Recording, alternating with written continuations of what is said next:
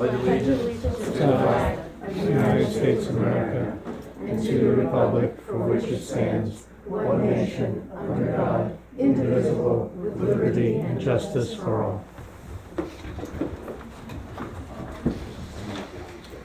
Mayor Morandi, Here. Trustee Early. Yes. Trustee Miller. Here. Trustee Murphy. Here. Trustee Bellotto. Here.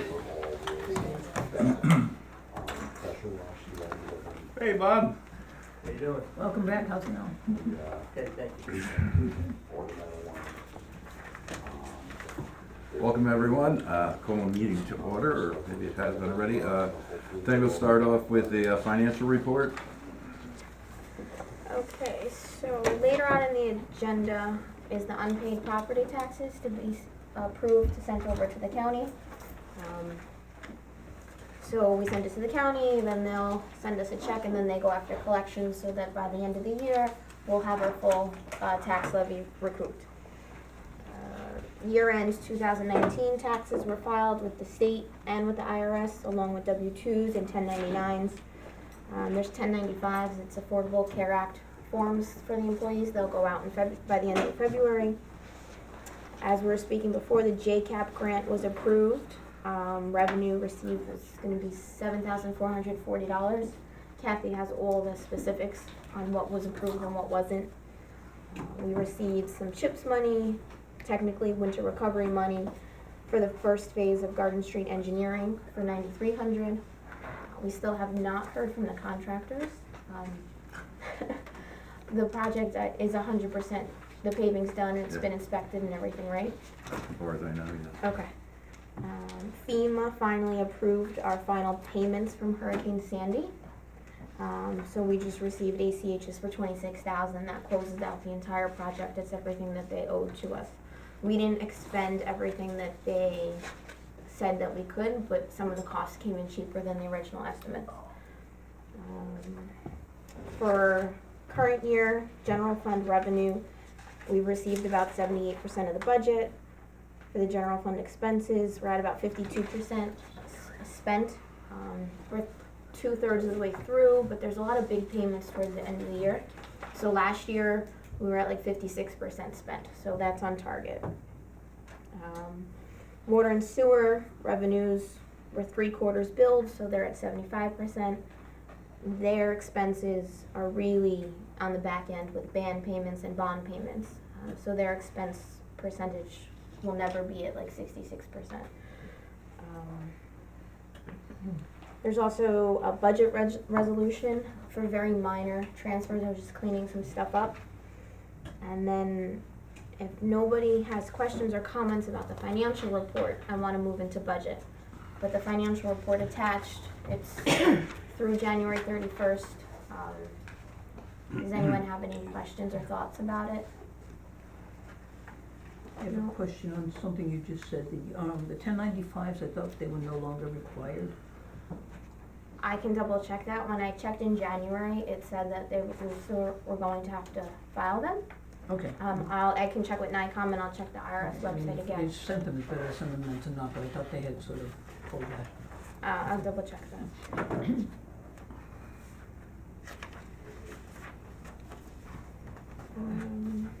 Next month's financial report, we'll have projections because we'll be through the third quarter. And that'll help us along with the budget process. Which attached is a budget timeline.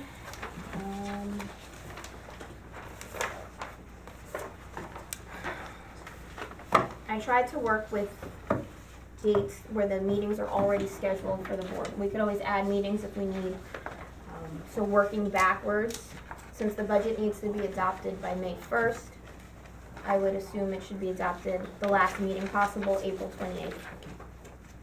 So that means starting tomorrow, I'm going to email out all the budget worksheets to the departments.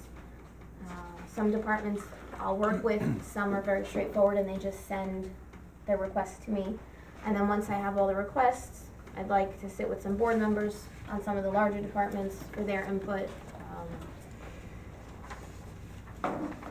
Does anybody have any choice on the departments that they want to meet with? in the past what you've usually been meeting with. We could do that, what we've been going off of. Other than that, it's just it's printed from February 12th. It takes us on a timeline all the way to April 28th. We might need an extra meeting depending on how long we discuss things, but March 10th I would plan on being a very long meeting. Try to do the bulk of the discussions. So that would be before the tentative budget needs to be produced. And that gives us plenty of time to make changes as well.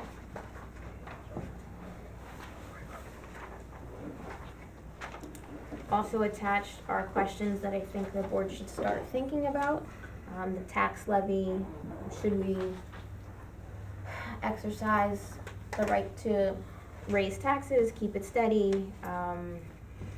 We have the ability to increase $41,000 in the tax base. It's about the same as last year for the percentages. We have to think about changes in salaries, any changes in benefits, large purchases, repairs, maybe some projects that didn't get done this year that we want to still do next year.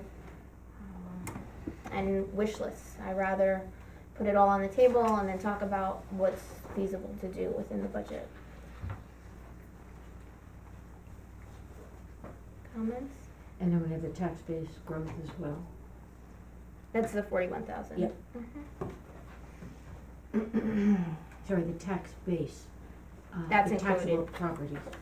Yep, we have a increase for tax levy growth, which is the lesser of 2% or inflation, so it's less than 2%. And then there's the increase for the tax base, which is an increase in property assessments. Right. So together becomes 41,000. And those numbers are straight from the comptroller's website. I'm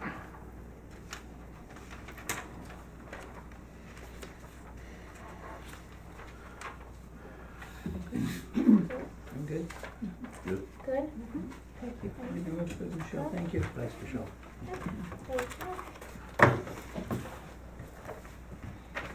You wanna go through the resolution next? Oh, yeah, I could do that. Next is resolution 03-2020. These are adjustments to budget lines. Do you want to go over those quickly, or? Sure, so to transfer money from shared services municipal buildings to village hall repair and engineering contractual, total of 16,000. That's for the police department floor, minor paint repairs up there, and the estimated engineering costs. Part of our long-term plan from last year's budget, we put all our money into municipal buildings to sparse it out as projects come up. Next line is from state retirement to police retirement, just reallocating the pension costs, 2,500. Next one is recreation, from repairs and improvements to recreation, Christmas decorations, and dockside contractual.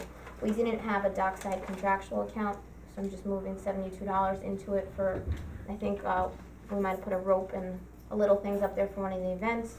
And then the rec committee purchased more Christmas decorations than originally budgeted for, but still within their whole department budget. Next line is for attorney contractual to a prosecuting attorney for the court. 4,000 is a rough estimate. I don't know what it's going to be, but I just wanted to put some money before expenses start hitting the line. And that's all I have, this very minor stuff right now. I'll make a motion to approve the adjustments. Second. Lynn has that one. Roll call. Trustee Early? Yes. Trustee Murphy? Yes. Trustee Miller? Yes. Trustee Bellotto? Yes. Mayor Morandi? Yes.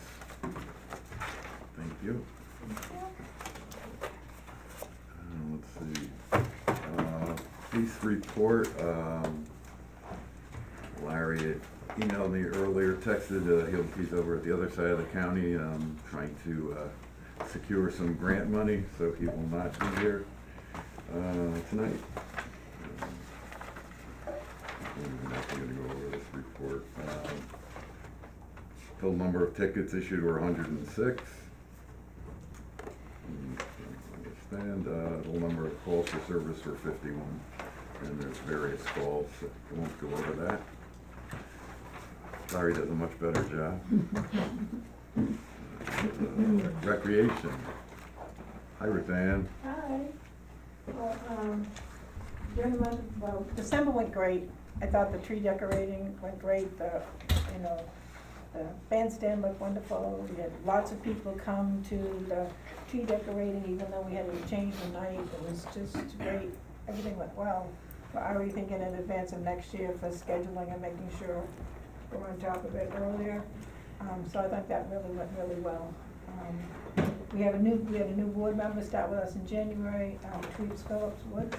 And so a lot of our meeting was sort of like reviewing and orienting her into all of the aspects of the Recreation Commission, which kind of gave us all a chance to kind of stop and regroup and think of all the things that we do. So you can see there's quite a list of things that we went over in our January meeting with her, from all of the recreation sites, what we do, what we don't do, what we can do, what we can't do, sorts of things. So you can see we covered quite a bit.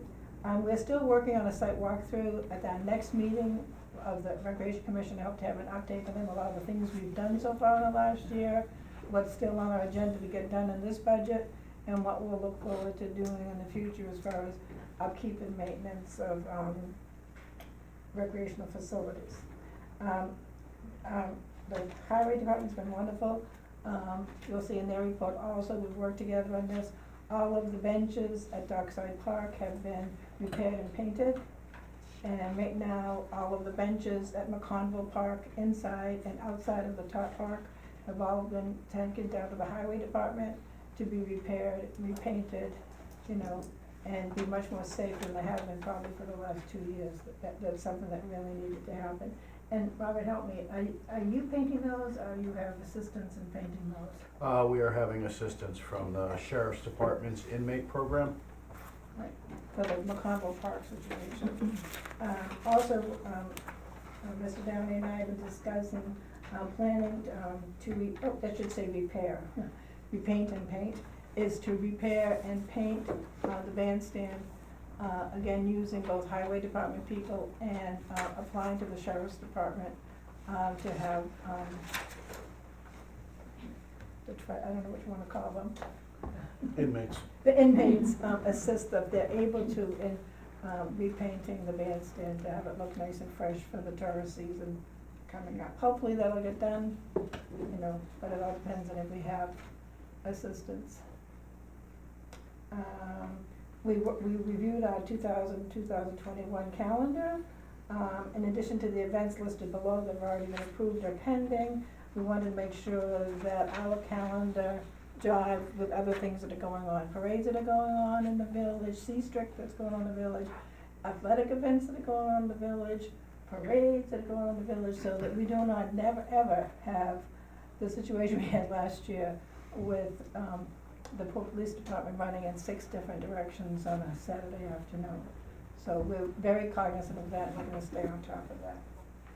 At the last meeting, we discussed the contract with J.P. McHale, and you asked the question about what sort of things were done with the contract we had. And so I actually have it here, but it is for turf maintenance as well as insect and weed maintenance. It's at both, it's at Dockside Park, it is at Mayor's Park, and it is at McConville Park.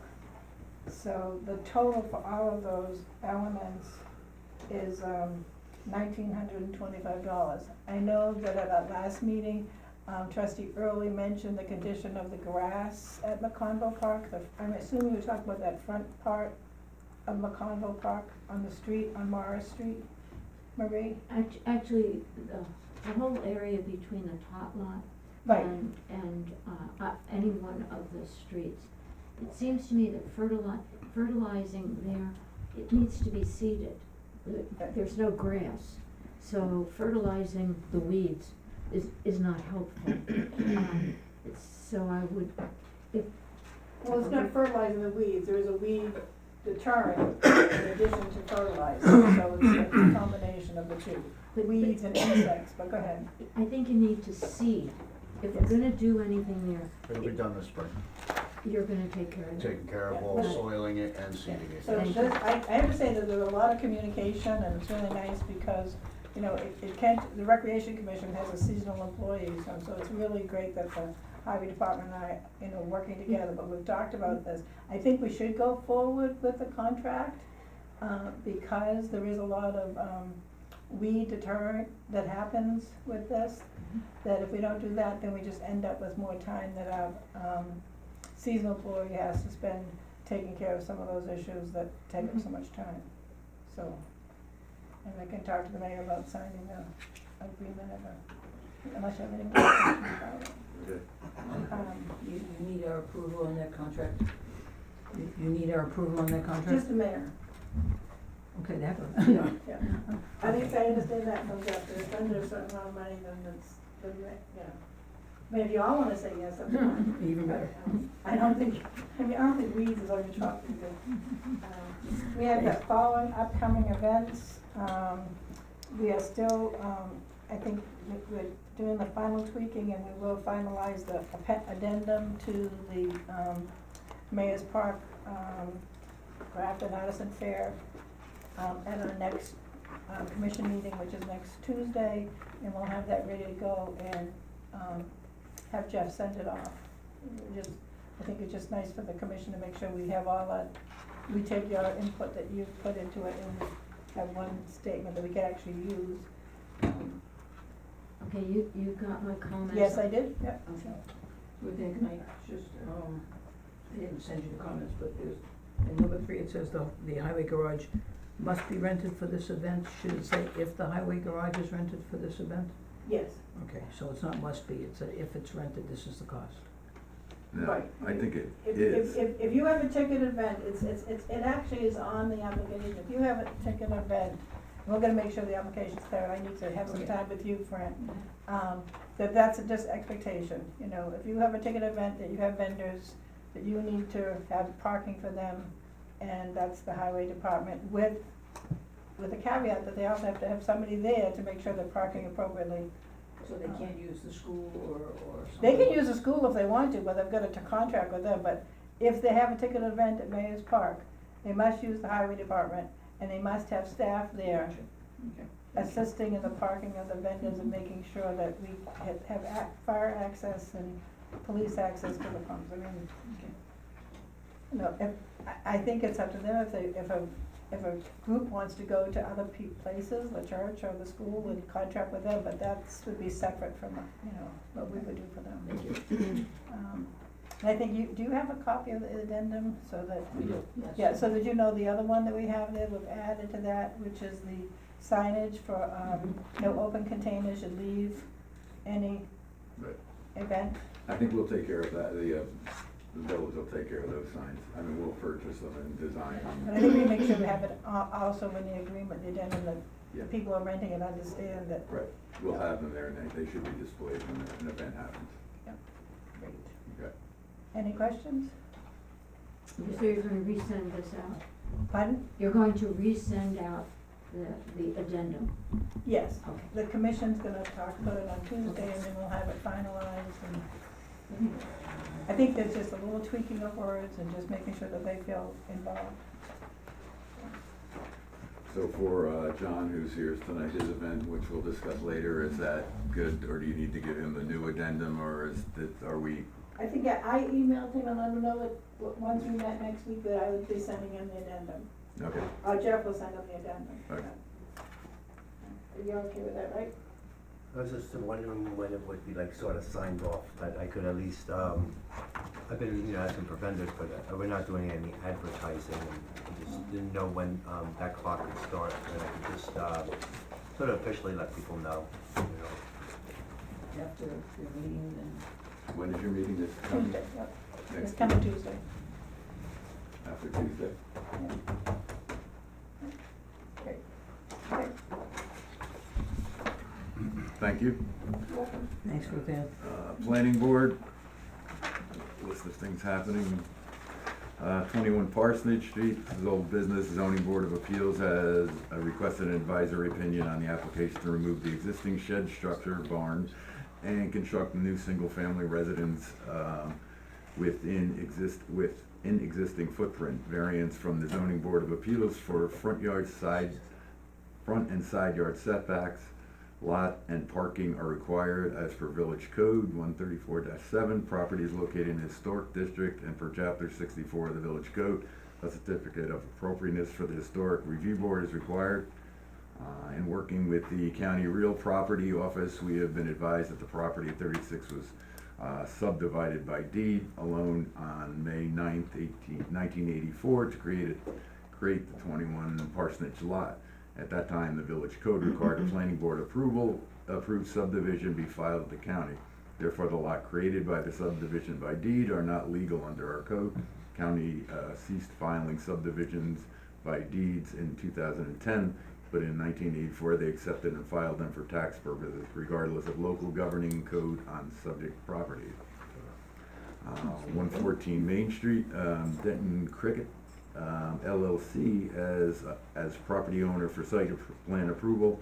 The applicant is proposing to convert existing office space to a mixed-use retail and cafe space. The subject property is located at 114 Main Street, Cold Spring, New York, and designated as tax map section 48.8, block 2, lot 16. The property is located within the B1 general business zoning district, as well as the national and local historic district. Planning board held a public hearing on January 9th and continued it on January 23rd to confirm timely neighbor notification. The application was conditionally approved and will require 11 parking waivers as described in the letter of recommendation. New business, 20 The Boulevard, M. Sutton and D. Watson, Cold Spring, New York, tax map 48.12-1-13, application for change of permitted use and site plan review. Per Chapter 134-8 of the Village Code, change of permitted use from residential to mixed use residential tourist home is required from the planning board. Thank you, Matt. Zoning Board of Appeals, current business none, new business none, old business, the public hearing for an application for variance needed to construct a home at 21 Parsonage Street continues on February 20th. Town of Phillipstown, are you here for that, Pat? Good evening, everybody. Been a while since I've been here, but I'm glad to be back. I'm now the official liaison again to the village commission. Just to have you back. Pretty quiet things started out in the year, but a couple updates here. As everyone knows, the town hall's been renovating, in the process of renovating, we're in about the third month starting now, right now. Anyway, everything's going pretty good. We just started the elevator shaft the other day, put concrete in the whole basement of everything. A lot of areas of the old building didn't have, it was a dirt down there, so we put concrete all over the basement, it's just going good. So the elevator shaft's going on. One thing that we did, we took down the ceiling in the second floor and the drop ceiling, and underneath that was a very nice tin ceiling. And the ceiling is about 20 feet high. So we're looking at the possibility of keeping that in process, depending how much it costs, but I think we're all in agreement that we'd like to try to keep the tin ceiling. The only bad thing about it, all the ductwork from the air conditioners up there needs to be moved, but I think we got a plan in place to get that taken care of. Other things going on, I don't know if anyone noticed, but the cell tower on Vineyard Road up on Route 9 is in the process of being built. The tower itself is up. I don't think it's going to be operational for a few weeks, but if you do drive by on Route 9, look up there, you can see it pretty easily. So it's there. Does it look like a tree yet? It does look like a tree. I gotta give it that. It does look like much nicer than the other older ones. I gotta say that. But it's a bit, it's pretty noticeable. Okay. Hey, I'm also glad that all the building department between the town of Phillipstown and the village of Cold Spring is working out. I know at one point in time we were thinking about disbanding that, but anyway, we hired a part-time assistant now. He's working about 20 hours a week. His name is Chris DeBellis. I don't know if you met him yet or not, but he's only been on the job about, maybe a month or so now? So, he seems like a pretty good guy. I met him a few times. If anyone's noticed, that our missile channel has been out of service for quite some time now. And the reason for that is we had, it took a long time to get this worked out. But anyway, there was a single mode fiber optic cable that ran that whole unit. And in order to get the right people in Optimum involved, it took about 3 months to get the right person. Anyway, so they had to run a new cable, we had to take the cabinet out, move it down to the basement of the building department, and they ran a new cable, but they didn't splice it until they get paid. So, it was an unforeseen expense that we didn't think about that was gonna come. So anyway, we paid the invoice, from what I understand, they spliced it today, so I'll follow up with them tomorrow and think we can get the Minnesota channel back up and working, hopefully in the very near future. Also too, we have a couple positions on the planning board open in the town of Phillipstown. If anyone's interested, please contact our town clerk. You know, it's planning board in Phillipstown is one of the key boards to be a member of, and it's a very important position. So if anyone's interested, see our town clerk. Thank you. Thanks, Bob.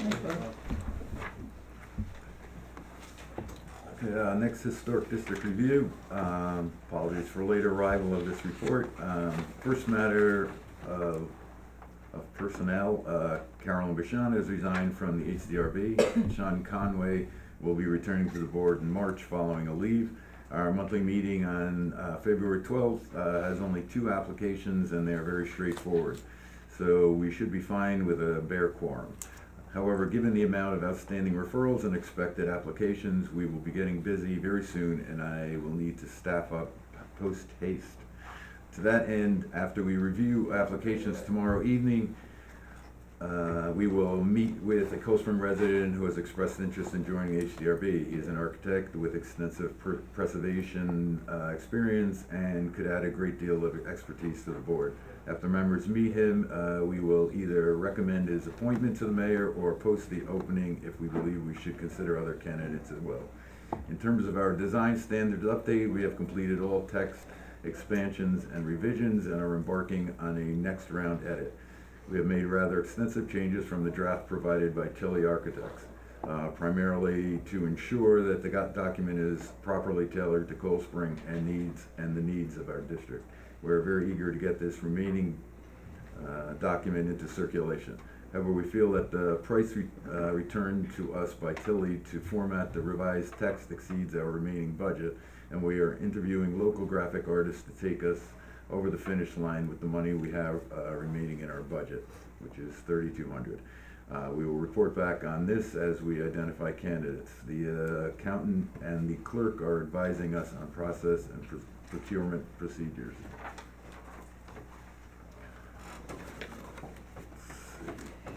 Fire department. Fire department has a report here. January's alarms, 3. 1 possible oven fire, EMS assist, and 1 activated fire alarm. In January, they had some training, personal protective equipment use and maintenance, and that included tools and equipment use and fire extinguisher use, and self-contained breathing apparatus, SCBA use and inspection. Regards, Tom Merrigan, Chief, Cold Spring Fire Company. An extensive report this. That's cool. At least we got it. Tree advisory, I don't see anything. We have some chamber members here. Hello. Hello. Thanks for having us again. Jack's here with me. He may have some things to say too. I'm Eliza Starbuck, the chamber president, and we have a couple announcements. This month we added 2 new members to our chamber board. One is Mark Snyder from Drug World, and he's going to be our new treasurer. The other is Teresa Langerman, who's a new resident to the village, and she's going to be helping us with membership. So that's one new announcement. We're also beginning the process of the new tourism map for 2020. We're still working with the PCNR on that. And we are going to be we hope to add bathroom icons to places like Little Stony Point and Foundry Preserve, where there are bathrooms that weren't previously noted. And we just want to thank the Cold Spring Village for sort of participating, and we're going to add the seal to the map. And also, we want to thank Putnam County Tourism for helping fund it this year, which they've really stepped up their game this year from previous years. We've been holding our monthly breakfast meetings, and the entire community is welcome to come to those. They've been pretty informative and quite busy. We've been getting about 30 or 40 people each month, and we cover different things, and we'd like to thank the mayor and Fran for coming to our annual election with the elected officials meeting, which I think was a really good success, and just a great opportunity for everybody to get time with the elected officials. And next month's will be on March 10th, and we'll be discussing fundraising efforts and ways to go about philanthropy in the area. Where will that be held? What's that? That'll be held at Garrison Cafe. And we'll be sending invitations out, but everyone is welcome to attend to that. And I will also mention that all elected officials are honorary members of the chamber, so you guys are always welcome to come, and we'll get chamber member pricing. The trolley recap, we're gonna touch base again with the Putnam County Department of Transportation just to see where the new schedule stands. We had made our proposals, as you probably recall, last fall, and in Cold Spring Village, we hope to have stops at the bandstand, at the Metro North Station, in front of St. Mary's near the corner, at Chestnut Ridge Senior Center, and possibly at the Butterfield Library, but some of those may be needed to be adjusted for traffic patterns and concerns. And we hope to just come back and report in the future on projects that we're working on to improve bathroom access and other sort of like the visitor center opening in the spring, and upcoming projects and events that we're working on. Yes. I think, after you presented to us with the trolley, you were going to do a presentation in Magazine, which we couldn't get to, and I think I had asked for a copy of that. It was a PowerPoint presentation which never came through. Is there a way we can get that? Yes, I can get that to you. Thank you. I'll make sure I do. Thank you for reminding me. Any other questions? So where are we with the vans? That the transportation department is requesting them, or in the process, or where are we in the process? The actual vehicles? For new, yeah, you said they were. We're gonna be touching base with them and seeing what they're planning. Last time we spoke with them, they were looking into ordering new vehicles, but it was gonna be probably a year away from when they actually ordered them, I believe. So I'm not sure if they've been ordered yet, but we can report back to you on that if you Okay, yeah, if you could find out where they are in that process, Absolutely. And what the size is. yeah, and what the size is, Okay, more importantly. you got it. All right, Okay. thank you. Thank you. Sadly, no more CUC reports. Thank God. Water, wastewater. How's it going, Matt? How's it going? Well, the reservoirs are finally getting back up closer to 100%, which is good. The usage for the month is pretty much the same as it was at the beginning of last year, so no increase on that. We had 3/4 of an inch of rainfall, but we are still looking good to conduct the first flush at the end of March, beginning of April. Bacteriological test, we briefly discussed it last month that we had one coliform hit. We did do required repeat sampling. Everything was found in good standing. Happened to take place on the same day as the discolored water event, which we discussed last month as well, about the iron deposit and the cast iron, which the flushing will remedy that as soon as we can do that, weather permitting. The Catskill DEP project, there's been no update since the approval of the surveying of the proposed area by Beatty and Watson. Moving on to wastewater. Garage doors were installed down at the sewer plant on the blower building there on the 15th. The Kemble Avenue pump station, which we briefly discussed last month, to relocate the manhole monitoring system that's currently in place at Kemble to the lower Main Street estuary. We do have it in our budget to propose, do the upgrade on the wastewater side of things. Talked to Robert here, and he believes that he has it in the budget to accommodate the other half of the swap over on that. That's basically all I got. I had a question on, Sure. well, not a question, maybe a recommendation. On the residents, we have a number that have incidents or call and complain about the water. Have we ever gone to neighbors and see if they also are? If we can't get to the resident that called in, yeah, we're usually going to the next door neighbor across the street someplace just to see if it is that section or if it's just an isolated event at that particular residence. And what? Usually it comes back clean and everything's right in, within parameters. I mean, we haven't had any discolored complaints or anything since that weekend, so.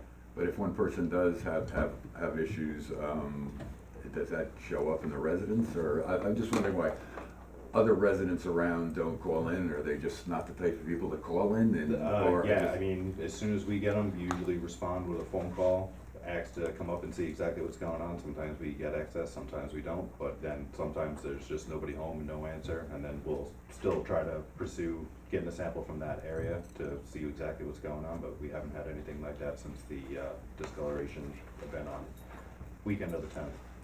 do you think it'd be worth contacting them, once you do have a Oh, yeah, no, I mean, we try to follow up with communications as much as possible, so as long as they keep calling in, we'll keep calling back and trying to address it that way. Okay, thank you. That last month you had, I think it was last month, you had like 35 residents that have meters that were not working or something? Correct. We've moved forward with troubleshooting 4 of them. They seem to be the CDMA older style as opposed to the LTE that I guess has been getting swapped out since the original install of the remotes. So right now we're trying to get as many as we can and then go back to Badger and follow up with a warranty for replacement to the LTE. When is the warranty expiring on those? I believe when I talked to him last month, he said that I think it's still good for another year, if I remember correctly. Thank you. Yep. Building department report, let's see, activity, new building permits 14, the building permits issued 6, operating permits issued 0, dumpster permits 1, COs issued 3, and complaints received 1. Referrals generated 4 by the HDRB, 2 by ZBA, and 2 by planning. Fees for the month of January, $1,088.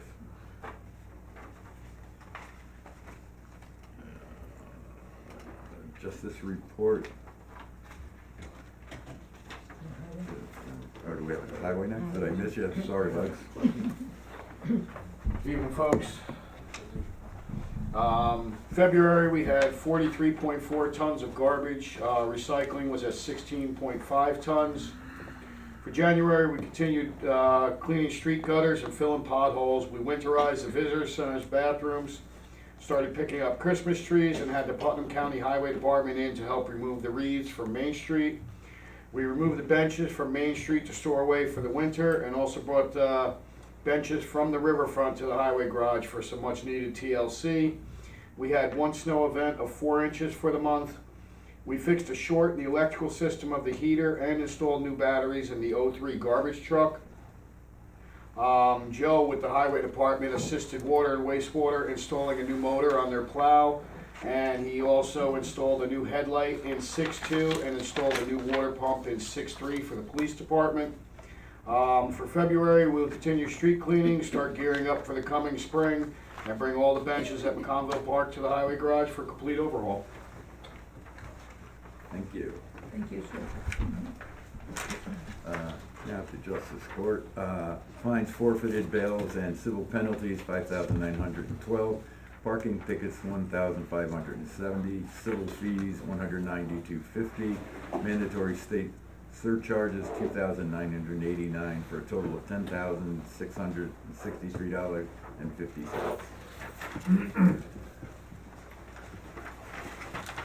Report of mayor and board trustees.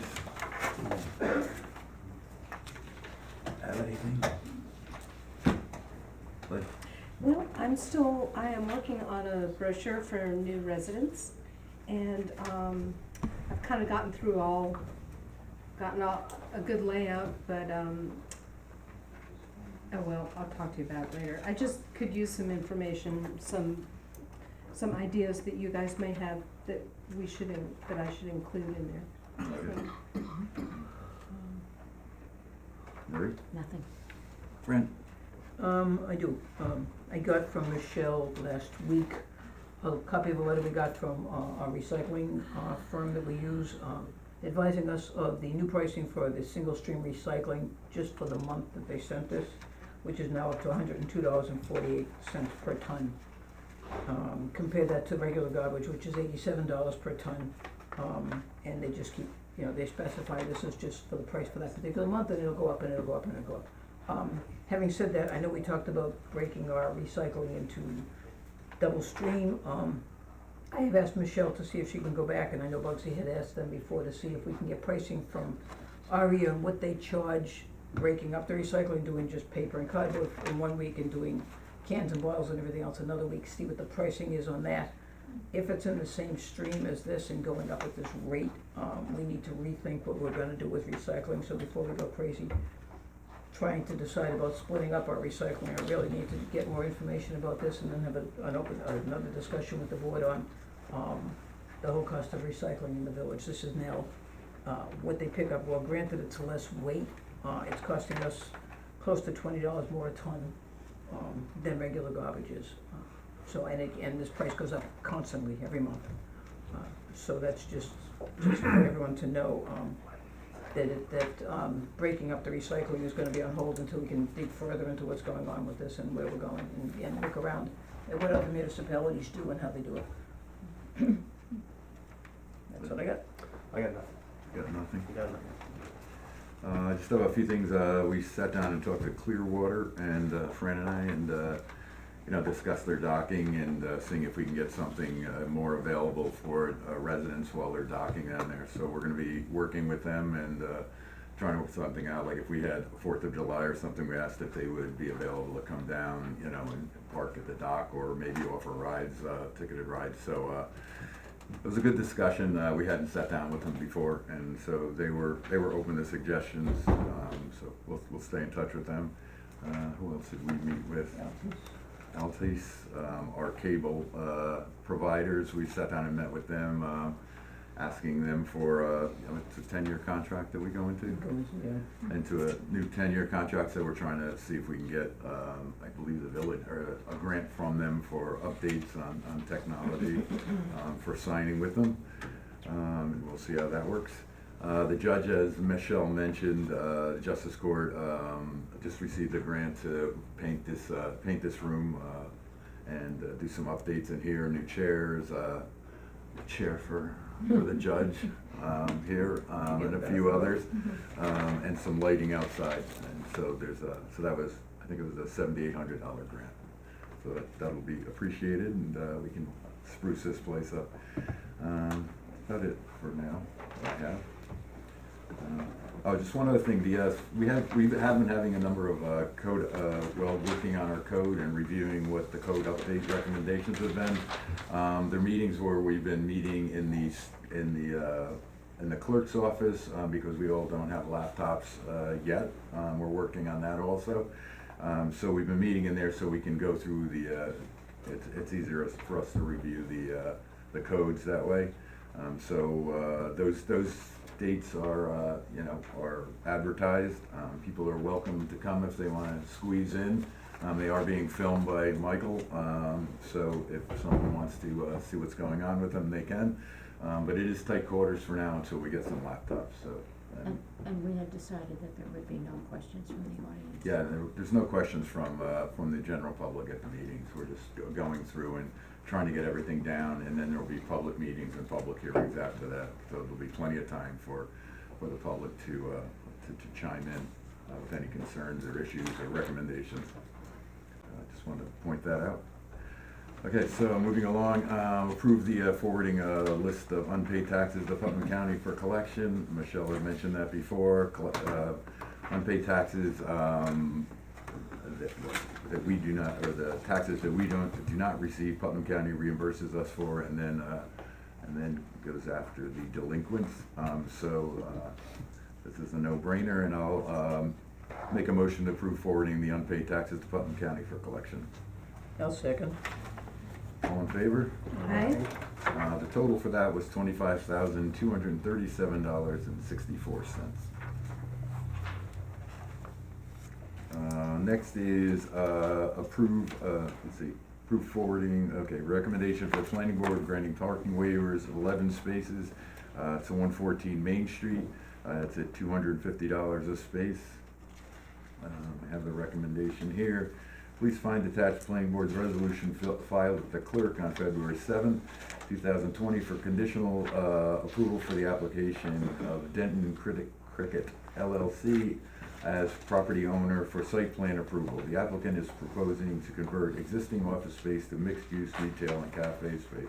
The subject property is located at 114 Main Street, Cold Spring, New York, and designated on map section 48.8, block 2, lot 16. Property is located within the B1 general business zoning district as well as the national local district.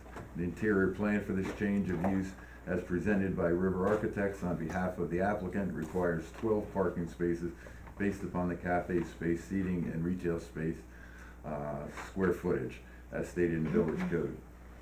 What's that? No. As is customary, one space is grandfathered for Main Street business. Therefore, the applicant is responsible to provide 11 remaining spaces. The applicant requests that the village board grant these parking waivers as stipulated in village code to meet the planning board's condition of approval. Planning board endorses this request for 11 parking waivers and asks the village board to adopt resolution granting the application for this request. So I will make a motion, We're asking for a resolution. what's Yeah, that? They're asking for a They're asking us resolution, Oh, to not- adopt, right. what not Jeff, for a motion. yeah, Okay. what Jeff said is this is their resolution. We'll have to come back with a resolution. This is their resolution, he said there's nothing we needed to do with this. But if you read that Right, I thread, it did, says, yeah, it asks the village board to adopt a a resolution. resolution, so we need our own on top of theirs. We'll have to do one. Okay. My bad. No, it's in there. That's the way it was presented. New stuff. What's that? Old business, the request for the 5K road race on 3/21, that request has been withdrawn. It was withdrawn at 3 PM today. I think they were going to, what was this? They're going to get a new date, so they'll come back with a new That was application. Down Syndrome Road Race. Yeah. Next is a request to purchase the village-owned property at 207 Main Street. I'm not sure. James is not here. James not here again. I don't know, does he know this? He must know what's on there. Yeah, I think Jeff Yeah. was told. He's been told, yeah. Yeah. So we'll Okay, table so if he comes, I won't table it for now, we'll just move along and we'll table it unless he comes. We'll entertain it then. Correspondence requests from Girl Scouts to sell cookies on Main Street. Do we, So there's a, is anyone here from there's- that? No, we over here. there's a. No. Hello. Hi, so our troop is just interested in selling cookies on Main Street, at the bottom of Main Street, just to sell, have a cookie booth. So we called a couple places on Main Street to see if we could do it outside their storefront, and they just said that we need permission from you guys, from the village. But just like have a couple girls, we wanted to do kinda down by the Foundry Cafe and like a couple other places, like on the weekends when there's busy traffic, just to help our troop, receive proceeds from selling cookies. Which troop are you? The Brownie Troop, 1091, in Phillips Sound, Cold Spring. We're a second grade troop. I have 11 girls. So, I would recommend, that you, if you're interested in, I think we could move the benches in front of the village hall back a little, and you could do it right here, which is center. That's fine. We were just trying to think of if people are coming off the train, they can walk right up, just trying to see where we can hit a lot of foot traffic. I think this would be an optimal spot, actually. That's fine. If you're interested. If you- Yeah, I mean, if you really absolutely. want Main, to lower Main, we can do that also. I don't have a specific spot. I'm just more so trying to get my girls involved, and it's a busy time, and parents can't commit to going to Fishkill or Peekskill, so I was trying to find local places in Cold Spring where it's a 5-second walk to their house or whatever. Well, if everyone's fine with that, I think we could work with the highway, we could move the benches back a little, or you could leave the benches there and put a table, it's a wider area, and, Yeah, that would be fine. I think Marie said there's a vendor permit that you just have to fill out. Okay. Jeff will have it. Okay. And we must live. So we'll talk to Betsy. What's that? We'll talk to Betsy. Well, exactly. What's that? Do you want me to give him a call? Sure. Okay. maybe be just moving benches back a little bit so Yeah. that they could use benches Yeah. to sit on and just, Okay, 30-day notice, for beer, wine, cider, liquor application from Postman Coffee Shop. I believe this is, we don't have to do anything, there's no action needed on this. It's, just notifying us that, they're applying for the liquor license, I believe. Next, discussion on Independence Day. This keeps popping up there. Who puts this on there? Got me, Joe. Well, as you may or may not know, we were unable to secure fireworks because it's on a Saturday this year, and so people have booked well in advance. And I was informed of that and didn't act quick enough, thinking in advance meant a month or two. And anyway, they were booked already about a month ago. So my suggestion and what I would like to do is, because the 4th of July is usually the hottest day, a lot of people in the village are not in the village, they're on vacation, and it's hard to get people to participate in parades or anything else, is that we have a community day with fireworks on Labor Day. So that would be my recommendation. I've already talked to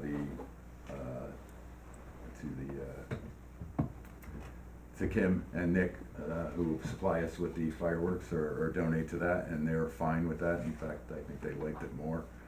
So if we're interested, or we don't have to decide on that tonight, if you want to think about that a bit, that's what my I like it, suggestion. I like it. We talked to the Clearwater too, they would come in. And the Clearwater to come in. Request them. If we did have a parade, I think we could get West Point to participate, which we won't on the 14th. I thought we decided no. Marie, you wanted a parade. No parade. Shall I kick you now or later? Go ahead now, Wanted Ellen. a parade. Yeah, we spoke to the Clearwater, so we'd have to just notify them as soon as we can, so that they put it on the calendar. I mean, I'm good for Labor Day. Steve's thoughts? Sounds good. I love fireworks. Let's do it this weekend. Lynn? I love the notion. I think it's great. Marie? This Okay. is the one weekend I go away. Is it really? Yes, it is. No, Oh, well. No, go. don't go for You can it. go. We'll get you, Go. I'll have to rethink it. Okay. All right, well, we won't set that, tonight, just give it a little thought, and maybe we'll put it on our next meeting's agenda and, to do formally, agree or not agree on it. Is that okay with everyone? Yep. Okay, that's that. Next is the Putnam Pride, request for parade. We have Eileen here tonight. So, I had met with Eileen, was it last night? Yeah. Last night when we discussed the parade. My memory, which, we have, some challenge to, is, that at our last meeting, we basically, when we met, and when this was brought to us, the first proposal, the initial proposal, was that I think we were all in agreement that the parade would be fine, that we would like to back the parade, but we asked you to come back with more information and to do the application. That's my memory of it. Last night we talked about it, and it's hard, and I understand it's very hard to coordinate this.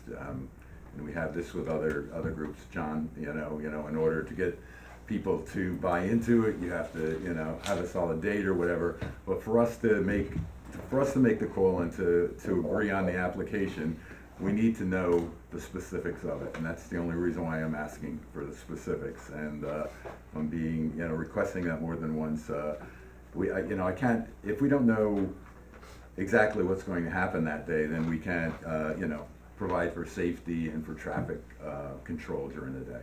So that's our main concern here, is how that works out.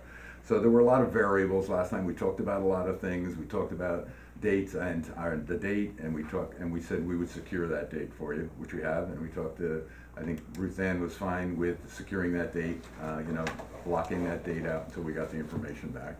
So we're good with that. The thing that we were kind of surprised with, and you sent me the minutes, and we have videos of this, and Fran looked over those whole things, a few days ago or yesterday? Today. To see exactly what we did say or didn't say. You had mentioned in there, at the meeting that, you had a Facebook following of 200, which, that's fine. That didn't register to me that you'd be advertising that date with Facebook people. And that kind of, people were surprised at that the date was there, and it was on the Facebook, and it was the date that the parade was on that day, which hasn't been approved yet. So that took us by surprise, and I don't know, I couldn't, from what you had told us, because you have Facebook following, didn't mean that, to me, that you were advertising. You're saying you're not advertising, but pretty much it's there, very formal, saying that the parade was that day. So there's a problem with it. I mean, I think we could run into, I don't think we will run into a problem, but it's nice to be advised, and before you get an approval, that notices go out in any. Well, to be honest, the problem would be for me more than for you. If it doesn't go on that day, then I have a following now of about 400 people who would like Pride to happen. So it's gonna happen somewhere on and maybe not that day. I want to do whatever we need to do to get you all the information, but yeah, I walked away from the last meeting with you guys voting at the end on tentative approval. You said, I'm sure that this is on the tape, but you said that, are we comfortable taking a vote to tentatively approve the date? That this all grew out of the Facebook group. It's a very grassroots sort of movement, and I told the Facebook group that I was coming to the meeting. I reported to the Facebook group that you guys gave tentative approval for it for June 6th, and people share, and people have been excited about it. So yeah, I guess our problem is tentative doesn't mean that that's approved or it's that date. Right, but in order to generate any kind of follow or support for it, I have to give some kind of date, and that's the date that we got tentative approval for. So that's what I took that to mean, okay, go ahead and try to get this thing off the ground now, which I did by going to, I met with businesses, we did everything we needed to do to get the structure in place, we got a website up. We have to have some kind of Well, I know this, gauge but there's other ways to do it than saying that it is on that date. I mean, it could be tentatively set, or we're I don't think many working. vendors are gonna, we haven't actually gotten any vendors on board. It's all sort of up in the air still, because, I am waiting for, and now, especially after our meeting yesterday and what your email today, I'm getting mixed messages, because it was a very positive meeting, the first meeting, and then I met with you last night, and I didn't get any indication that there was any kind of problem, and then this morning you sent me that email, and I was completely thrown, because our meeting last night, to me, made it seem like everything was under control, that you would reserve the park without, and talk to the board tonight. So, I'm more concerned about this probably than you, because I have all these people who are now counting on having a Pride parade, so. Right, and that's the problem, they're counting on it because it was advertised, or your Facebook following thinks that it's been approved, and it hasn't. And it's not just a problem for you, it's a problem for us, and from my point of view, it's like, okay, now they're reneging on this, they told us we were gonna have it, and now we're not, and what's up with that, and where, why did they change their mind? And I'm not saying that's gonna happen, but that puts us in that situation. The last thing that I watched that whole video today of that whole, it's about 25 minutes of a discussion. The last thing that was said, besides the fact that Larry Burke, who's a police officer, said, I need at least 4 months' notice of how many people you expect to have, because I have to put officers on call, online for that. The last thing that was said, and Trustee Early said, was, okay, we're gonna reserve the date now, but you have to come back to us soon with the rest of the information. Do you need the bandstand? Do you want dockside? How can I get it? Well, if you don't How tell can us, I we, get it? you have to give us something. But I did, and so I But spent if you- all of January trying to get a nonprofit organization on board so that it's not You just. said when you came here, you said you weren't good, that was sort of something that sounded like you weren't gonna No, bother that doing was that. getting 501c3 status for us, but I wanted a nonprofit on board with us to be our fiscal sponsor. I reached out to every organization I could think of to do that, and I wasn't successful. So it wasn't until the end of January, literally a couple weeks ago, that I just opened a bank account, and I'm taking the liability on myself to do this. And then that's when I reached out to you by email and said, can we meet? Because in order to fill out the application for Dockside Park, there's a lot of information that it's impossible for me to have without having you need to know the number of vendors, the number of speakers, the number of attendees, the number of porta potties. I don't know any of that until I've got people signed on for sure. And I can't get that unless I have a date to give people and assurance that Cold Spring is on board. So I really do, before I can get any more information, I need to have absolute approval from you guys, because We can't do that. I can't do that not knowing what we're But expecting. I gave you all the information. I gave you as But much. it's not concrete information. Last night you told me that we were discussing the time and when it would be, and you gave me times, but then you said there was a problem that the MC might not be able to come. Hopefully she'll be able to come to that. And it was kind of a talk. Well, okay, it would be better. I mean, this is my memory of it, is that we discussed the time, and we said, and I discussed how the village during the day, during a weekend works during the busy season, and that it's better if we could do it before 1 o'clock, before 12, and then we discussed times, but that was kind of up in the air. I mean, we didn't come up and you didn't say it would be from 12 o'clock, and that that's not my memory. 12 to 3 or 4 p.m. I mean, I'm planning to start it at 12 o'clock, have speakers speak until 1 o'clock, start the parade down, and I said this yesterday and I said it in my emails today. That's the plan, but I also need to get speakers absolutely confirmed, and to do that, I need to give them a date. So it's a chicken and egg scenario. I'm not quite sure how to proceed. I mean, I find it, I really, all the experience I've had so far going to businesses, going to the community, everybody is so excited about this, and it would be a shame if it doesn't happen. And I feel like Cold Spring should be more excited about it rather than seeing it as a burden. And I feel like you're seeing it as a burden. No, we are not seeing it as a burden. We need to have information in order for us to act, in order for us to prove it. In fact, I find that very insulting, because I'm enthusiastic about it, and I was enthusiastic, and I still am about it, but we need to have information, and we can't go by. I'm gonna give it to you. No, you haven't given it to me. You didn't talk about having a number of food trucks. You said if things work out right, we might have, no, wait. You told us that if things worked out right, we might have food trucks, we might have vendors. Might doesn't work for me. Might doesn't work for us in an application. If you might have 30 people with tents, that's a concern of ours. If you're having food trucks, if you're having 2 or 3 or 5 or 6, that's information we have to know.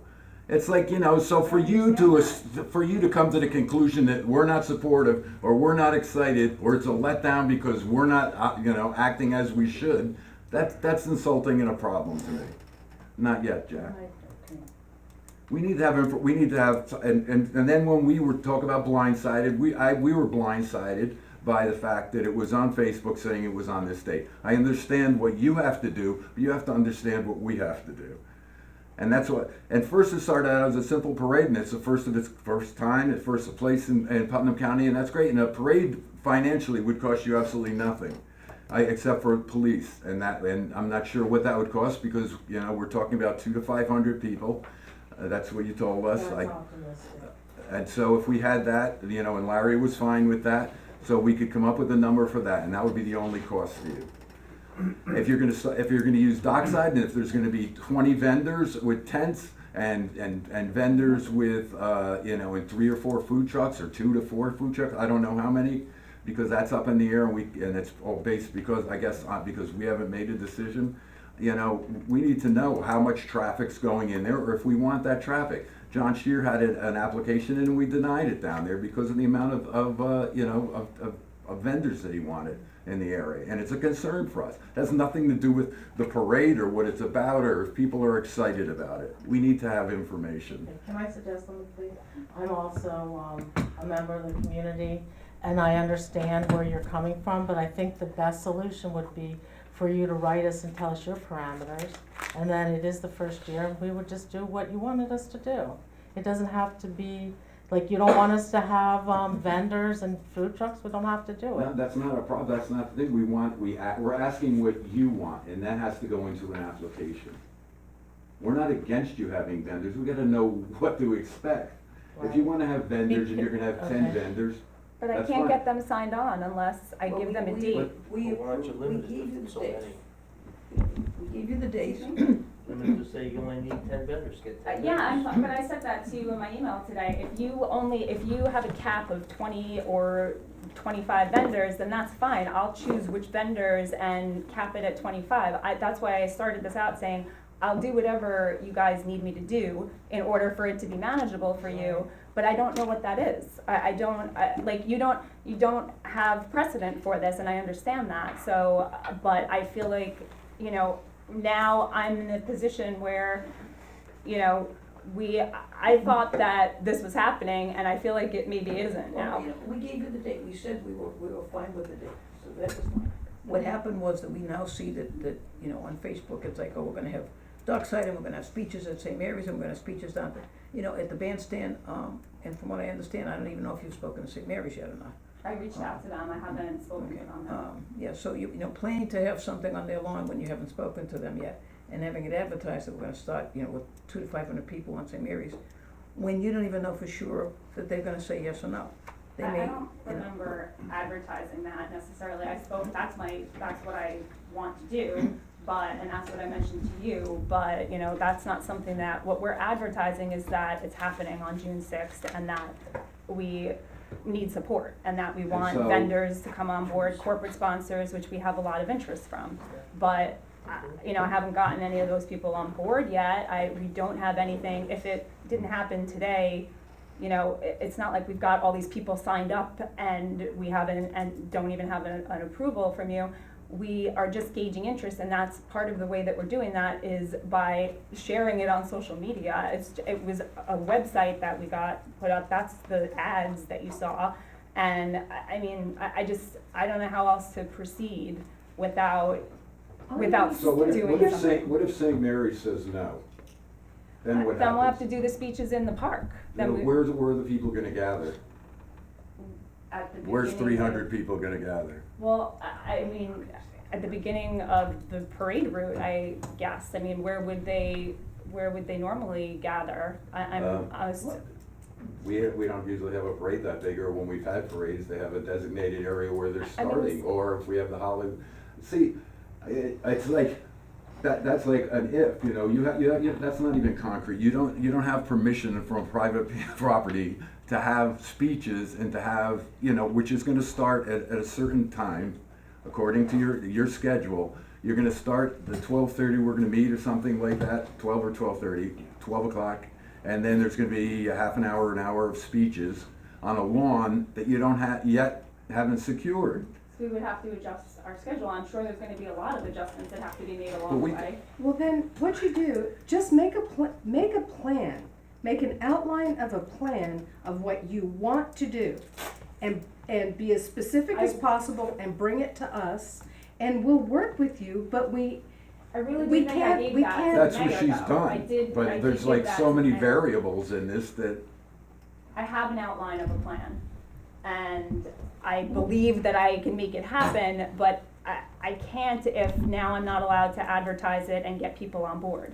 Because I don't know how to get Sean Maloney to come and speak if I can't say for sure that it's gonna happen on June 6th I don't, you know, I need to get gauged. is he gonna give I a also speech don't on know a how to- lawn if I you don't- don't have a lawn?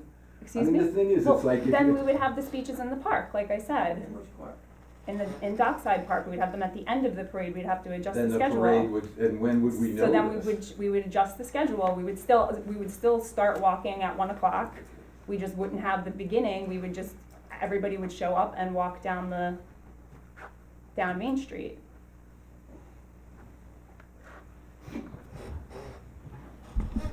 I mean, unfortunately, we don't have any, you know, we came to Cold Spring because I understand that it's a small village and you guys don't have the capacity to do maybe as much, and maybe you're concerned about it because you don't have precedent for it, but like, We do have, no, There are many parades. there's a lot of Many- parades, and we've had a lot of big events in the last few years here that, and we can handle them, and we do handle them, but we really, the people that have put them on have definites, they have the money secured already, they're not playing catch-up or whatever, and they work in a different manner than, we're working with you.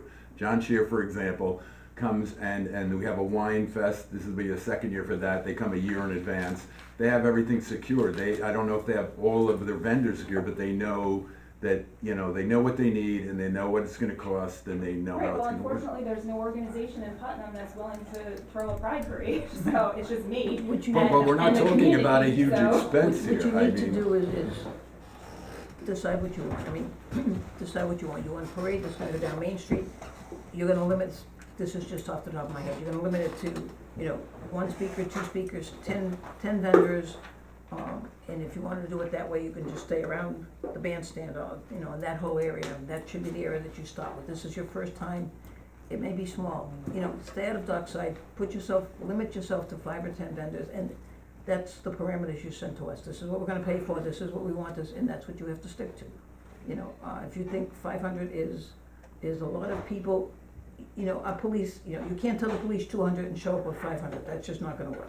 But that, So yeah, you that need I to- said yesterday, 200 to 500 was in our initial meeting. I was completely just throwing that number out there based on the number of people that were in the Facebook group and if everybody showed up with somebody.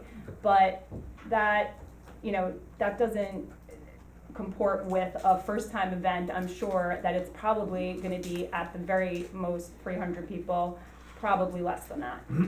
And, I don't have that much of a way to Set gauge your that, own- Set so. your own parameters and then keep yourself in it and give us that, and that's what we can approve. And keep yourself within those parameters if we. Yeah, I'm fine with that. I thought that I gave that information to you Well, the last thing we said to mostly. you was you were gonna come back and tell us. No, whether you yes, needed to that. the mayor. Yeah, I, in emails and in our meeting yesterday, I gave you a lot of that information. I know what speakers we want. We've got Senator Harkam for sure on board. Sean Maloney and Randy Florka have been very receptive, but they are not committed or confirmed. And, we've got possibly, if they don't confirm, then I would like to have at least like a couple of other activist speakers. And we have an MC, and that's what we've got right now. We have a lot of vendors interested, but I'm happy to limit it to, it's just, we have to, in order to pay for the cost of the park and licenses and permits and things like that, we need to make money on vendors and sponsors. So, we do need to figure out pricing and the number of vendors that's gonna allow for that, but I'm happy to limit it based on your ability to. My suggestion is, and this is personal, my suggestion is limit the number of vendors, so you don't have to pay for Dockside, ask for the space around the bandstand, have the speeches at the bandstand and the space around there. And, just keep it at that, it's much less expensive, you can I'm limit your trying to do vendors. that too, I don't know if that makes sense to you anybody can, else. you There's can, a lot of room there. or you can There's plenty of get room. an application and fill out the application, and Jeff can help you fill out for Dockside. It has everything on there, and if you need help, Well, That's that's why I wanted expensive. to meet with you yesterday, because that application requires a lot of information that I can't have until I've got all the vendors signed on. So, It's expensive and she needs to. I can't put up 10 grand and then just hope that that I fundraise enough to pay it back, but so this is a grassroots kind of effort. That's, I'm trying to do the best I can. I did want to get a nonprofit sponsor on so that they could help with this, but unfortunately, I wasn't able to secure that, and so we're doing it on our own.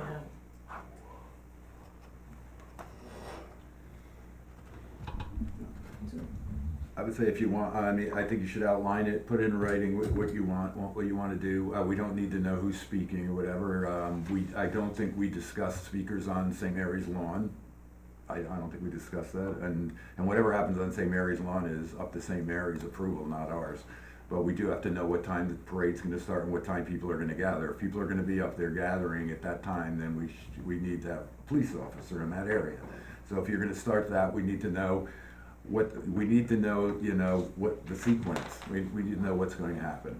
And we need that in writing, I guess I could make that clear. If you outline your parade and send it to us in writing, okay, we're gonna start this at this hour, this is what's happening from 12 to 1, there'll be speeches from 1 o'clock, they'll gather, we're just marching down, or walking down to the bandstand. We would like to secure the bandstand area, and we'll have speeches there for however long you're gonna be there. We could have, that could be rough down there because it's not involving traffic like it is up here. We have to stop traffic on side streets for residents to get in and out. So if you're down there, we can't block West Street, but you can be on the dock. So we need to know that, and then if you're going to go from there to the park, we need to know how long you wanna use the park for.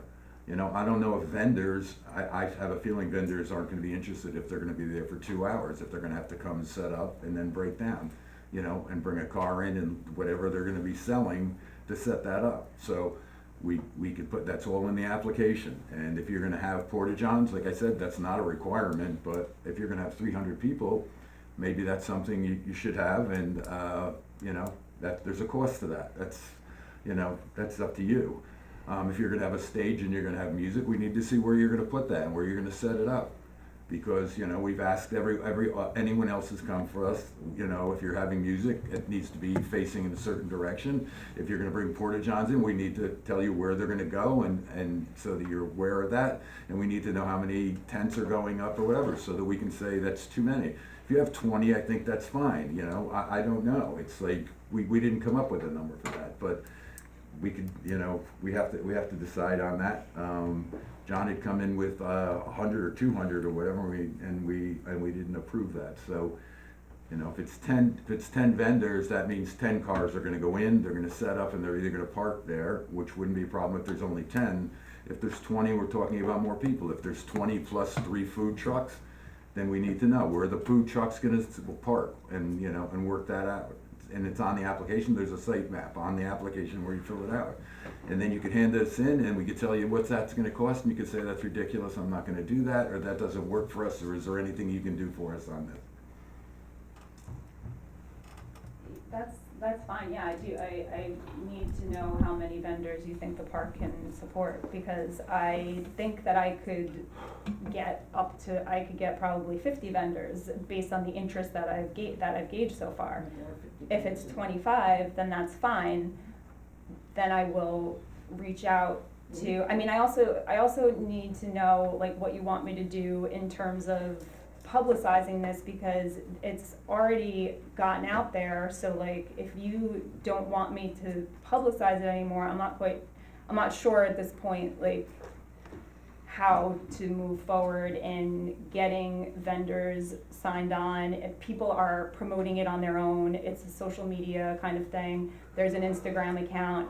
So, I mean, I don't know that the paper, the Highlands Current reached out to me, you know, so I don't know what ability I have at this point to not advertise that date, or what kind of information you don't want me to put out there or say. When you're talking vendors, what kind of vendors? Oh, is this food vendors, is this? There's a few food vendors interested, and crafts, and mostly I think a lot of nonprofit organizations are interested in reaching the LGBT community. So, you know, all the nonprofits you can think of that are up here are interested. So they're putting Planned tents Parenthood, Cove Care, like Putting tents, or they're just putting tables? tents and tables. Yeah, I mean, they're gonna be responsible for. We've limited the number of tents we want in Dockside. I mean, we did that with John, we stopped him from putting a bunch of tents. It's not the Dockside Club. Excuse me. Around the bandstand, like down by the docks, by the pier, what do you call it, might be a better place to put, like, tables and small vendors like that. Yeah, I mean, I think I told Mayor Miranda yesterday that, you know, there's a couple of vendors who are interested in selling alcohol, like 2, and then if we're gonna have up to 20 or 25 vendors and be in the park for a while, then I would like to have at least a couple of food trucks.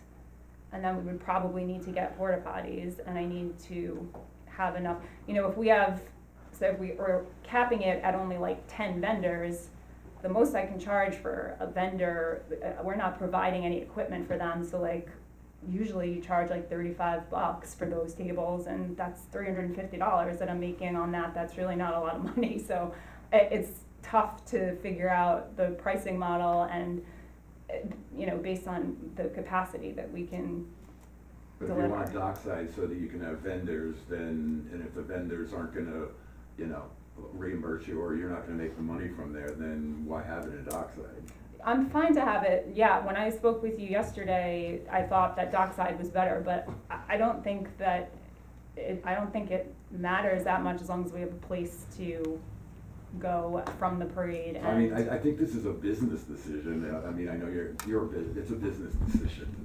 And you should decide and put it together, what you wanna do and what you can afford and where it's gonna go. If you wanna use dockside, no one's saying you can't use dockside. There's a cost to that. I don't think it's huge, but if you're gonna use it for 4 hours or whatever, and you're not gonna have enough vendors, but the reason why you want it is to have vendors, then, I think that's a decision you have to make, whether you wanna do that or not. But I thought we could have vendors in the other parts. Vendors around, There would be bandstand. fewer. Yeah, the bandstand. You won't be able to have tents there, I don't think, because there's nothing to tie tents down to, or you could pop them up, and if it's windy out, that's a problem, and then that's a safety issue, but, yeah. If you have vendors selling alcohol, you're responsible to make sure that they have the proper licenses, and that falls on you. 10 vendors at the bandstand Yeah. is a problem. Well, I think Five on it each side. depends on how long it's gonna last. Well, if it's just for an hour, fine, but I think that it would be disruptive with 300 people and 10 vendors. We wouldn't be able to have food trucks, it's in our code that you can't have food trucks on West Street or in that area, so you couldn't have food trucks there. And there's no place you might be able to find, there's a corner where you might be able to put 2 porta potties. The gentleman that you came with last time seemed to he said he had worked with a whole bunch of other communities who have had this, so he seemed to know, at least he said he knew how to do this. I don't know whether or not he actually did, but he says he was familiar with all He's my kinds of different co-organizer. municipalities. So that should be they should have some guidance on how they do theirs. He's my co-organizer, and he is, we're both on the board of the Hudson Valley Stonewall Democrats, and we know a lot of people who have organized these events, but they're not taking this on. We are as No, I understand individuals. that, but I thought, they've done it before in other municipalities. I mean, he's done it with other organizations who have structures in place, but, like I said, this is a community idea and effort.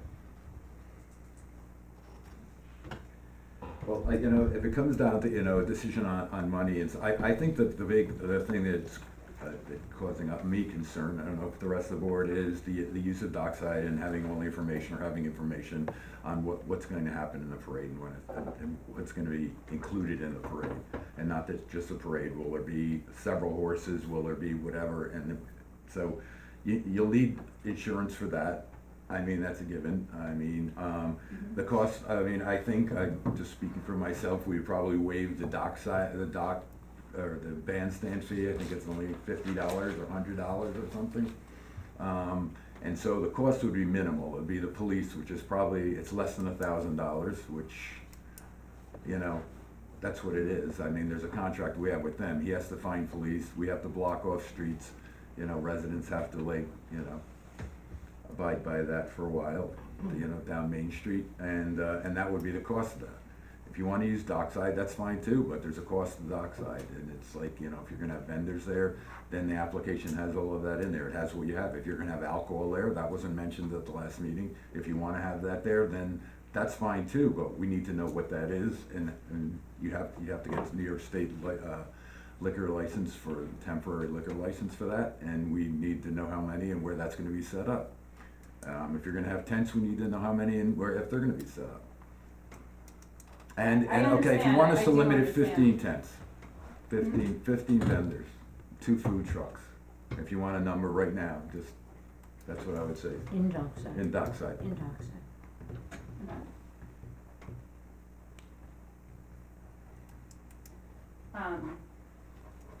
Okay.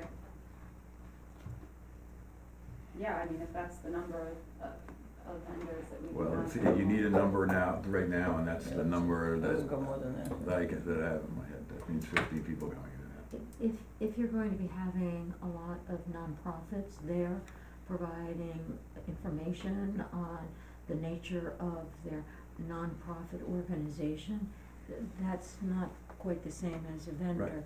So I would think that you could have some of those tables or tents for that, for the purpose of information dissemination, and I don't think that would be counted toward the 15 that you had mentioned. Well, it depends on if they can walk in with their information, or if they're gonna have to drive in and park there.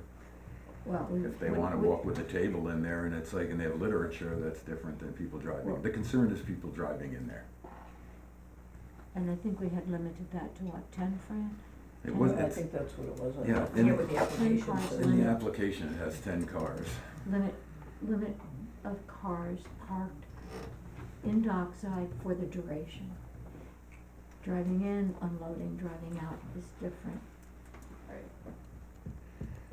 Okay, yeah, no, I saw that on the application, I mean, so, yeah, I'm sure that some of those organizations could walk their stuff over, I mean, You can share if tables. that's In the the main, parlance if that's of- the main concern. In the parlance of event planning and stuff like that, people who are not selling something, but are just exhibiting information or disseminating information are called exhibitors. Vendors actually sell stuff.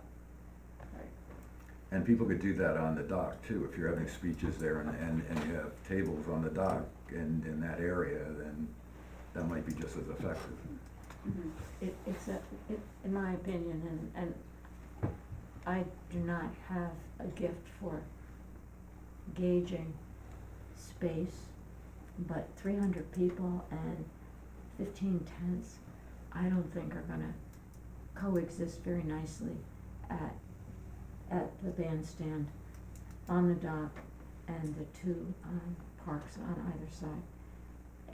And there will be traffic coming down Main Street, turning left at the bottom of Main Street, going south on West Street. There'll be traffic coming around West Street.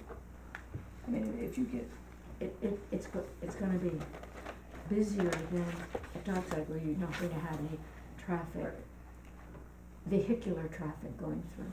if you get to the point where, like we've said, 15 tents in Dockside, and you do the application and that's all set and everything else, and you get to, 3 or 4 weeks before this event, and you say, hey, I've only got 5 vendors, I really don't need Dockside, then, we'll pull the Dockside application.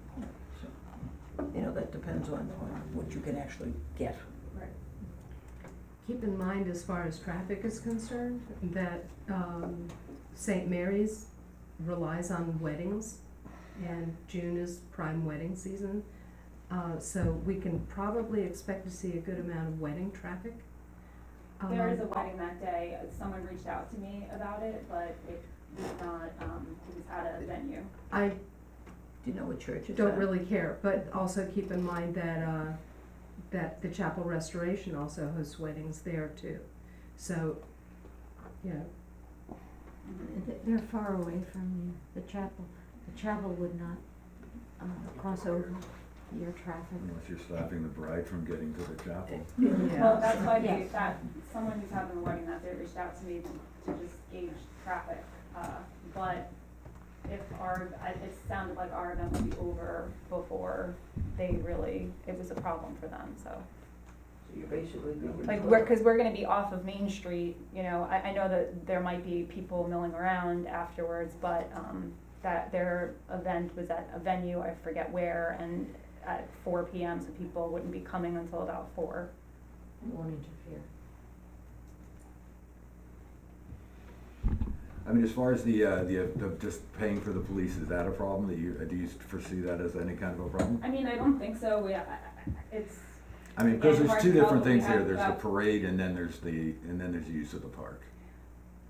Yeah, and I mean, I've estimated a budget, I mean, we only put our fundraising, our donation, button and website up like literally a few days ago.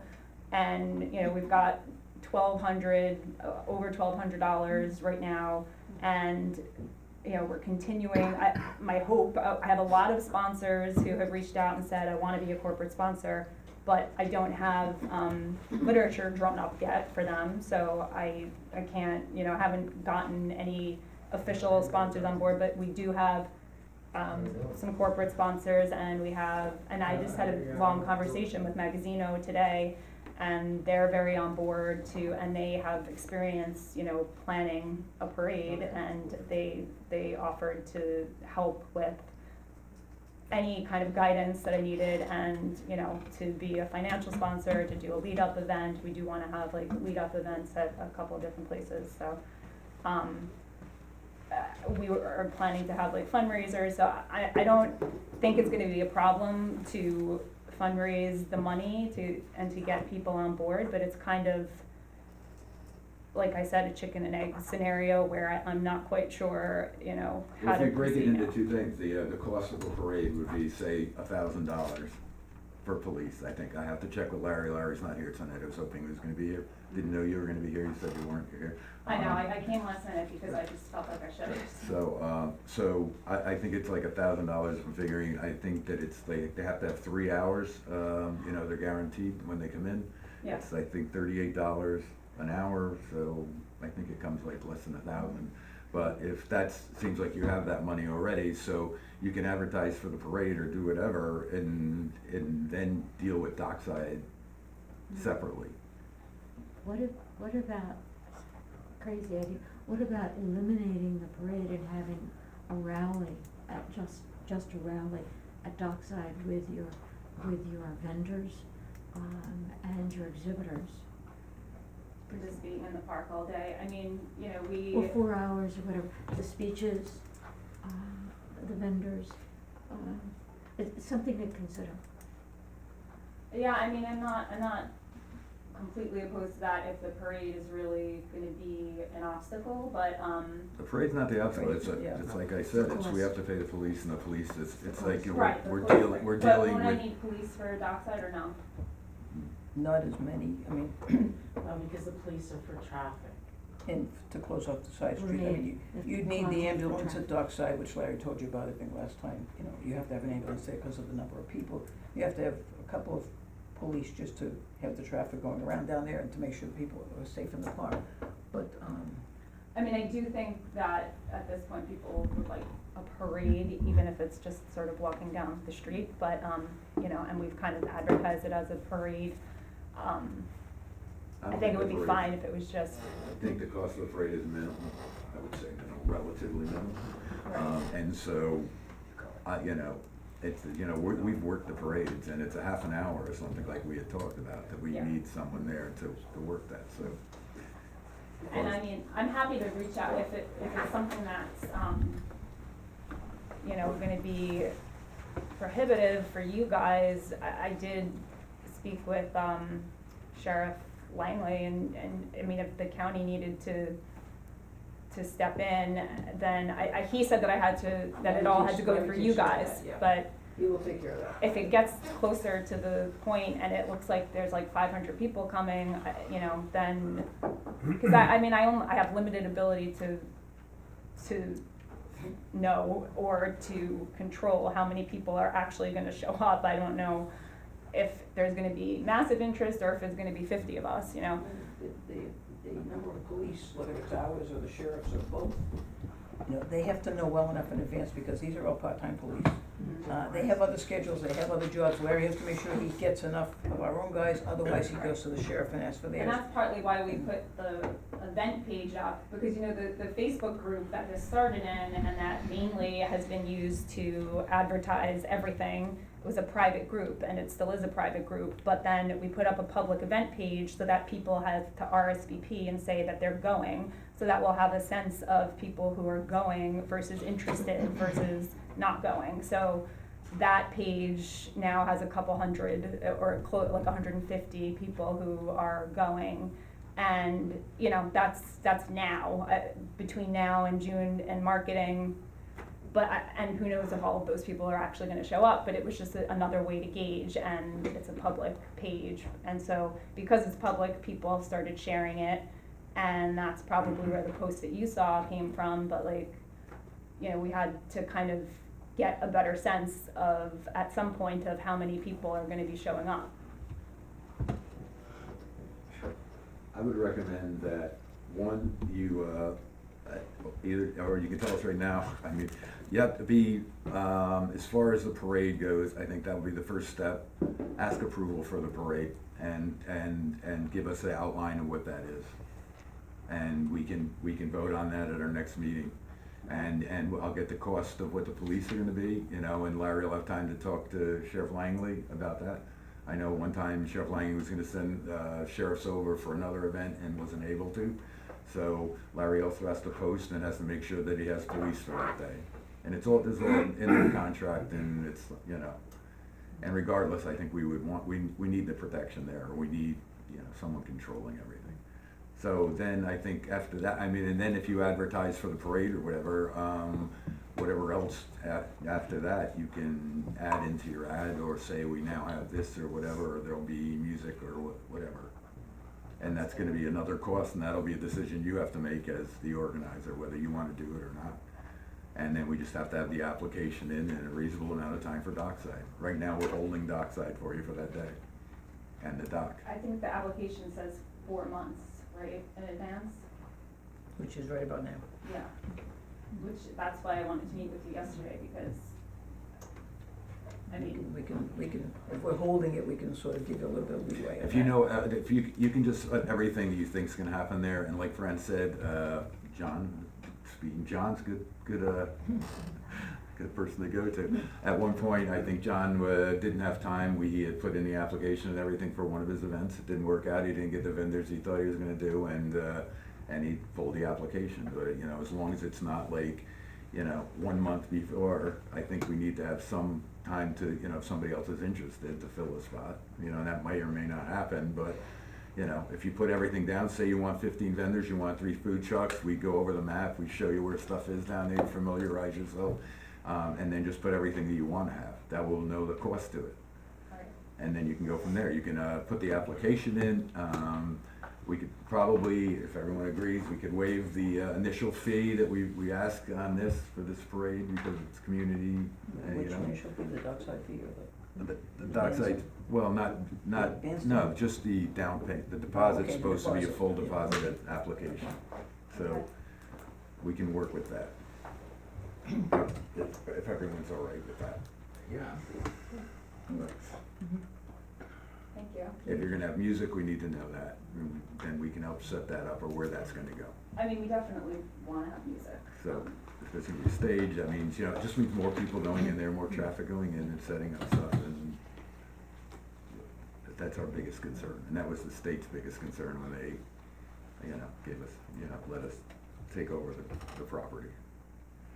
So if you can do that, and like I said, if, I'll get the information from Larry on how many people he thinks with the cost on that, I can get that to you. And that would be the cost for the parade, and we just need you to outline exactly what in writing and send that to us, and or drop it off, or however you want it. You can email it to me or to Jeff, the village clerk, and we'll do it at our next meeting. We can do that, put in the application, and it could be a wish list application, and you can take stuff off or whatever, but you'll know what costs are for everything. Just confirm with St. Mary's so that you know, and we know where you're gathering and where you're starting, because it's Yeah. important that we know where 300 people or 400 people are gonna be standing, you know, because that means closing off 9D, that means, you know, closing off that whole corner, or being aware of that. And parking as well. They haven't even considered parking. We haven't considered parking in this discussion so far at all. Village doesn't have parking, so like. We don't have asked any. you about that last night and just assumed people would park on the street where they can, but. There's parking at the Metro North Station if they wanna park down there, which is Right. typically free on weekends. And then they have to walk up and walk back and whatever. Yeah, I mean, we can add all that information once we've got a official approval to advertising and marketing and stuff like that. I mean, we do, at some point soon, want to be able to like send out press releases and, so I'll send you the outline for the parade and, as soon as you can vote on it, it would be good if we could, get official approval. Next meeting's not next Tuesday. The 25th. Oh, is it? Yeah. Next meeting is 25th. 25th. Okay. Okay.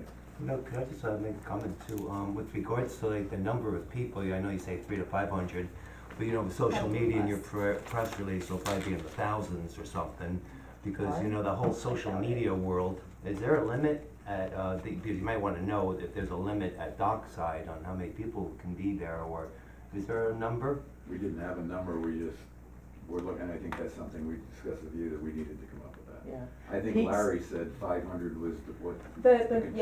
He said that 500 would be You too have much 200 for them. people now, and then you're gonna do press releases. Yeah, and- But those Pete's people still- are people who are and those interested in speakers, it on Facebook. And those speakers will definitely bring in a lot I of know, people. but Peak still had a parade Plus last you have the summer. They didn't have anywhere near 1,000 people. Yeah, but you have a pretty good cause and stuff, and it's a nice parade, but you also have the train line coming up and stuff, so But you so have does really great Peekskill, and they access to a lot of probably people. had a few hundred. I mean, I don't know the exact number Peekskill had at their Pride Parade, but it was definitely not Well, 1,000. if you see, if you put it up there and you get RSVPs, you need to keep us abreast of what's going on. Yeah, absolutely. I mean, I would be very surprised if it was more than like a couple of hundred people to like three. But 500 would be the absolute max. I would be shocked if we got that. We're just doing this via Facebook, and the number of people who are interested on Facebook is not going to comport to the number of people who show up that day. It's the summer. People are doing other things, and there's a lot of other events that day around Putnam that we already know about. So there's like a race that day. There's the Brewster Music Festival. So it's not going to be 1,000 people for sure, but All right. we will definitely keep you guys posted. Next year you'll have this Dano system. I hope so. I mean, the idea I mentioned to Mayor Randy yesterday is to do it in different towns in Putnam, and get all of Putnam involved. So, maybe not do it here, maybe do it somewhere else, maybe do it here again, depending, I don't know, but that's the idea. Thank you. Okay, thank you very much. Thank you. You're up, Lynn. Okay, I move to approve, the batch of bills number 5464 for a total amount of $26,349.78. I'll second that. Discussion, all in favor? Approval of minutes, December 11th, 2019, make a motion to approve. Second.